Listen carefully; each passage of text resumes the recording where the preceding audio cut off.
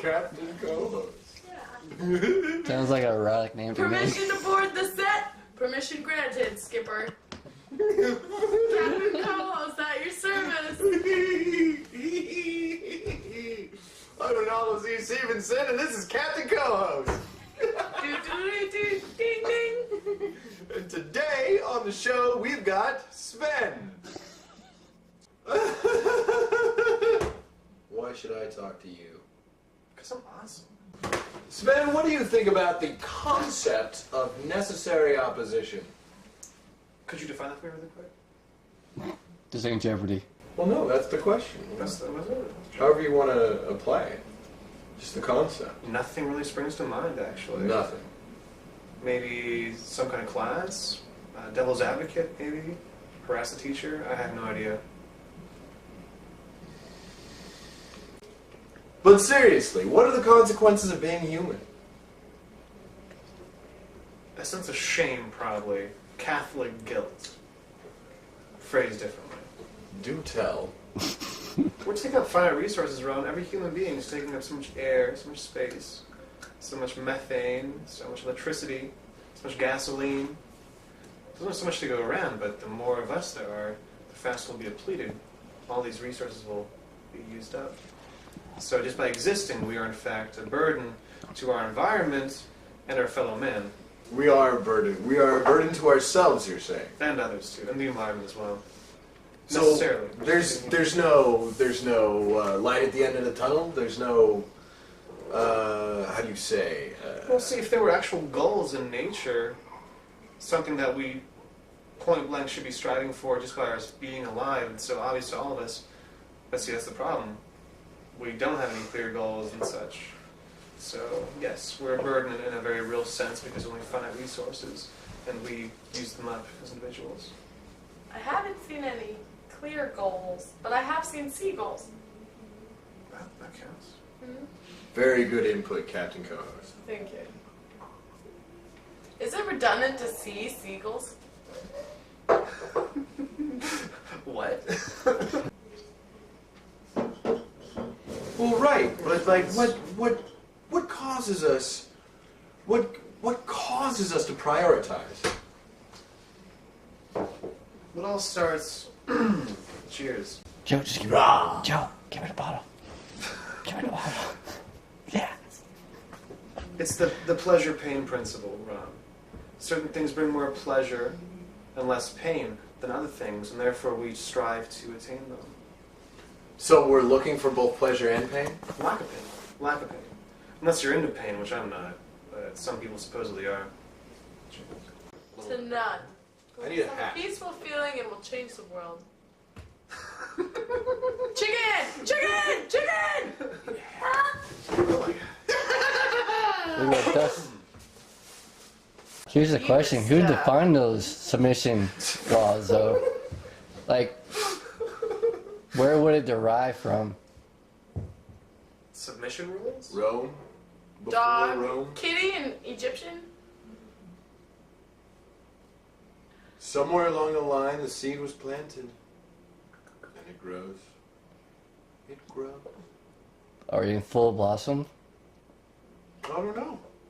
Evolution. What is full blossom? Tuxedo.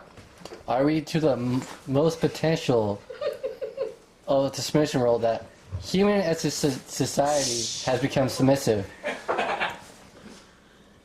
Yeah.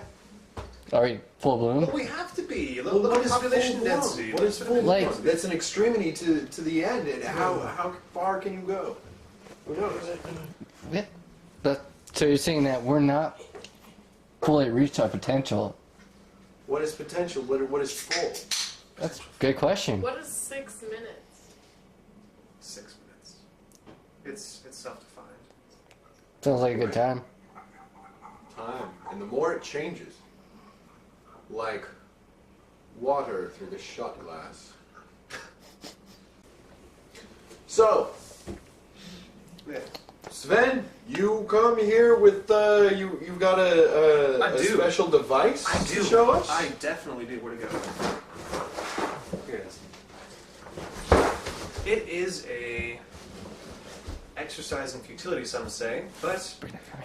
why why not go ahead and try it anyway? We have, it's a perpetual motion machine, actually perpetual acceleration machine, which is like perpetual motion, but better, of course. Basically, the way it works, you have magnets. There's one magnet on a rotating little teeny thing here. And you have magnets on the outside. They're attracted to each other, but you have shielding in between the elements so that as it gets closer to a certain magnet, the attraction from the next one down the line overpowers that one, which is now shielded, that it's closest to, and therefore goes on to the next one and the next one in a circular array like this. The future, all you gotta do after this is put some copper wire around it, and the internal magnet will actually force a current to occur, to exist. Play the radio? To power anything, be it The electromagnet. cars to just building electricity, making electricity rather. It can do pretty much anything. So, magnets though, because like, we're talking we need some big magnets here. Not necessarily. You could just have a bunch of small ones and then scale them. Go ahead and. But it looks like it's very rough. Like maybe if it was more precise, it would keep going. Absolutely. Well, give us a call when it works. Will do. Thank Will do. you for that. Keep that work up. I notice you're wearing pants. I am. Is it a problem? Take them off. Okay, well now I'm definitely gonna do it. Jeez. Crazy chicken. From one cock to another. You're telling me. And there's so many people doing it that you're gonna be lost in the crowd. Our next guest has a lot of insight into that medical marijuana field. Legalization of marijuana, like not even just for medical use, but for recreational use. That's what we were talking about. The problem with that is there's a federal count of 99 plants. That is the federal law, is that you cannot go beyond that. And if you do, This is 25? no, 99 is the federal limit. 99? Yeah, in the state of Alaska, And you then can it's have a up to felony 25, and then but that's in this state. The federal law is 99. In Colorado and Washington, they just legalized it for recreational use to have up to an ounce in possession. That, like in Colorado, what it is for medical use is like you can, like say you have 30 people that you're actually growing for. You can have 6 plants per person that you can grow through. But technically, no matter how many people they say that you can grow through, still federally they can come and get you for 99 plants or more. They just come in, fed helicopters, TEA, and just take all your stuff. So to me, it's not necessarily that it's really legal, because in this country, it is not federally legal. It is state legal in some states. Alaska has, pro-marijuana laws for medication, so does California, so does many other American states, but not, recreational use, and only a couple states, only 2 states now, the union have adopted that, and still federal law can still proceed that at this What point. do you think about the people hybriding, like a zucchini with a marijuana plant? So we can I think that's great. Sounds delicious. They've It does. already made tomatoes have a very high concentration of of marijuana. THC. Yes, but it's illegal, so they don't, you don't hear about it a lot. Man's Lawn says that tomatoes don't have THC in it, but they do. They already do. They have a very small amount already in them. So do very other Tomatoes plant have a species. small amount of THC. Yes. Really? Yes. I've never heard this. That's awesome. It's actually a true fact. Very, very small amounts, though. Small enough to where it would never even come up. It'd just be the meniscus on your. It's just like poppies. If you eat poppy, if you eat poppy muffins every Opiates, day, right? Opiates. it will come up as opiates.